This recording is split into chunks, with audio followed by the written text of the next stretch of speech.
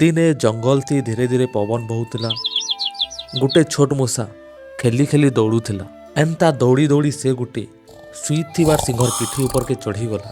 ସିଂହ ଜୋରରେ ଗର୍ଜିଲା, କିଏ ମୋତେ ଉଠାଲା? महाराज मोर भूल है, मते छाड़ी दियो। दिने ना दिने मुई तुमको साहाय्य करमी।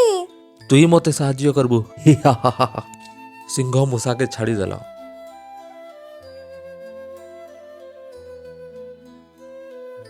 କିଛି ଦିନ ପରେ ସିଂହ ଶିକାରୀ ଜାଲରେ ଫସି ଗଲା। ସେ ଚେଷ୍ଟା କଲା, ଗର୍ଜିଲା, ହେଲେ ବି ଜାଲକେ ଚିରି ନି ପାରିଲା। ସିଂହ ଚିଲ୍ଲାଲା, କିଏ ଅଛ ପାଖେ ମୋତେ ବଞ୍ଚାଅ। ସେ ସିଂହର ଆବାଜ ଶୁଣିକରି ଦୌଡ଼ି ଆଇଲା।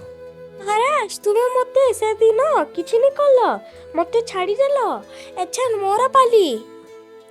ମୂଷା ନିଜର ଚୋକ୍ ଦାঁତ ଥି ଜାଲକେ କାଟବାର କେ ଲାଗଲା। କିଛି ମିନିଟ୍ ପରେ ଜାଲକେ କାଟିଦେଲା। ସିଂହ ଜାଲନୁ ବାହାରିଗଲା ଆଉ ମୂଷାକେ କହିଲା, ମୁଇଁ ତୋତେ କିଛି କରିନି ପାରେ ଭାବୁଥିଲି, ଆଜ ତୁଇ ମୋର ଜୀବନକେ ରକ୍ଷା କଲୁ। ସାବାସ ମୂଷା।